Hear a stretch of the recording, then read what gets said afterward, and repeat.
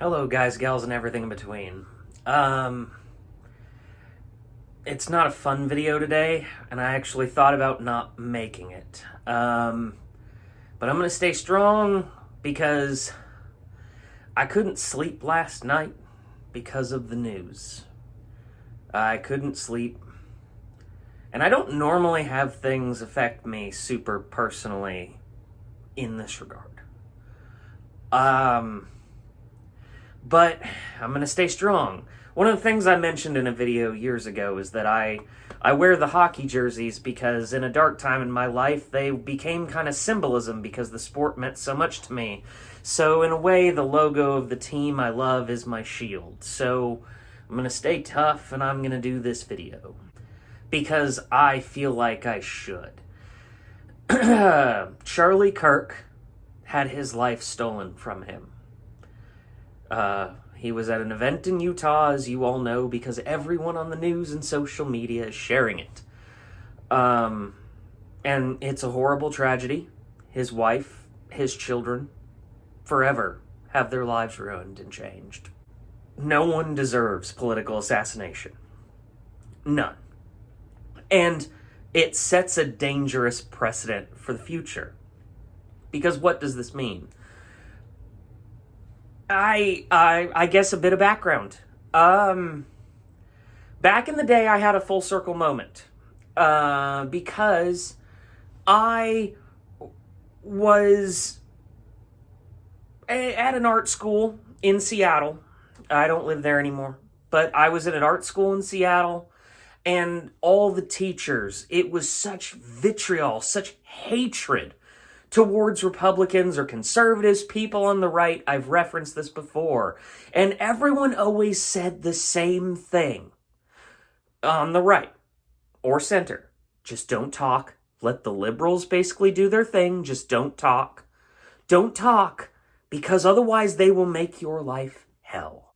Which I always thought was a little odd, because that's not healthy. So I spent a lot of years of my youth not really speaking out.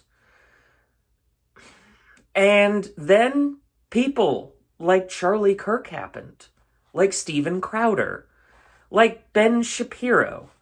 But Charlie Kirk was one of the big ones because he was close to my age. Very close. Because I'm 33, about to turn 34. And he has passed at the age of 31. And so that made him very, very relatable. And I was inspired that if someone my age will speak out and be those things and do those things, it is possible to vocalize your opinion and not just sit there and take the beatings. Because I took the beatings from family, who I don't associate as family. I took it from friends, former friends. I took it from a lot of people. And I just sat there and took it. And it almost became a running joke with certain parts of my immediate family that, well, inevitably someone's going to ruin the holidays. It was one of those very empowering things. And I didn't know what to do in Washington. And because I was learning a lot more, and Charlie Kirk was also on the up and up at that time, because I was about 22, 23 when I started getting really involved. And Charlie inspired me. I went out and I started going to my local caucuses. I actually got picked by my local community in the way Washington runs their stuff and got elected and moved forward. And I met people and I met all of these different connections and people that actually I helped build their career and they helped me build my career and have created lasting friendships to this day. And not actually just one side of the political aisle. Both sides of the political aisle. But mostly on one side of the political aisle, the right. And I built this thing, and one of the main reasons for that was Charlie. And we didn't always agree on everything. I'm not saying the man was 100% right on everything, because I don't always agree with everything. But that's the beauty of free thought. And I didn't hate him for it. And I found out one day through my social media that Charlie Kirk had followed me. At the time, I don't know if he still did, but he followed me. And he lurked around on a few of my YouTube videos back then of my movie reviews. And I'm guessing, and I hope he thought I was funny. I don't know if he watched me long term or anything like that. But I was over the moon because Charlie Kirk, a man who inspired me, was entertained by just these little dumb videos I do. And someone took that man away. They took him away. They killed him. They shot him in the neck. I watched. I don't want to sound like an egotist. I had to watch one of my fans die. That's brutal. He was a good man.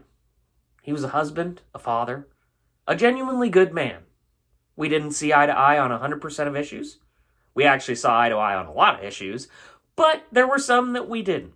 And it didn't matter. That man is a saint. That man is a wonderful human being. And some jerk out there killed him. And a lot of people are saying they're terrified and speaking out. What happens if you speak out? Because certain people are getting more and more violent. And I say this as someone who grew up in the Seattle area. Do not let them scare you. Do not let that terrorist scare you, because Charlie Kirk lost his life for something very important. And Charlie Kirk inspired me, and Charlie Kirk inspired many of you. So please do not let his bravery go in vain. Don't. When you start hearing that professor at your school talk about how Republicans are evil or conservatives are evil, if you're not a conservative, because I'm not talking to one side of the aisle, but if you're not a conservative, be like, whoa, you should tone it back. Because in college, it happens all the time, especially on the West Coast. And my West Coast people, you know. And just call them out. Call out your professors. Call them out. Charlie Kirk had a dialogue, and words were his power. They were his power, and they were effective to the point they shot him for it. Engage in that dialogue. Do your research if you need to, but have those conversations. I had a teacher in college say they wanted to set me on fire, and they threw a keyboard, and I actually spoke up and spoke my mind. Did I get a good grade in that class? No. But you can't just sit on the sidelines and give them that power. You have to speak up. Even if it's not political. If it's something you disagree with, have a dialogue about it. Engage, because in the end, we all have to sit down and talk, as the doctor would say. And Charlie Kirk would have made a damn fine doctor in that sense, in terms of Doctor Who, for those of you who follow that. And so, engage in that dialogue, continue what Charlie Kirk wanted, because some jerk, some terrible human being shot that man for simply having a dialogue. And I gotta say, I'm a very angry man right now. And I feel personally attacked because somebody who even for a minute was entertained by something I did was killed. And I'm not making this about me, because I know some Democrats probably going to spin it. Just continue to fight and speak up. Do not let these people win. Do not let people who kill other people win. Taking a life is a very, very, very hard and evil act. And I don't talk about it much, but one of my old day jobs was in a place where I would potentially have to do that. And there were scenarios it got close that it was kind of like, is this the day? It's hard. And someone to just decide because they don't like someone's political beliefs, they are going to take that person's life. That is a sick and evil person. And those celebrating it are sick and evil as well. And I am tired of extending that olive branch of there's good out there. I know there is, but I am tired. I am tired of having to extend the caveat. If you celebrate this, you're evil. It's simple as that. And I stand with Charlie Kirk. And I'm going to continue to rant about movies and complain occasionally when they're woke and make witty commentary. Why? Because at least for a minute he found it entertaining. And deep down here, even though I do my videos for me, I'm also going to do it because I know at least for a minute he liked it. And if you unsubscribe to me, fine. I still do these videos for me anyway. It won't change a thing. And for Charlie, rest in peace, brother. For the first time in years, I prayed. Because I just hope he's okay. I'm not a man of faith, but he was. So I did it for him, to hope he's in the next life and happy. Don't forget to like and subscribe. I got plenty more videos coming to you. Love you guys.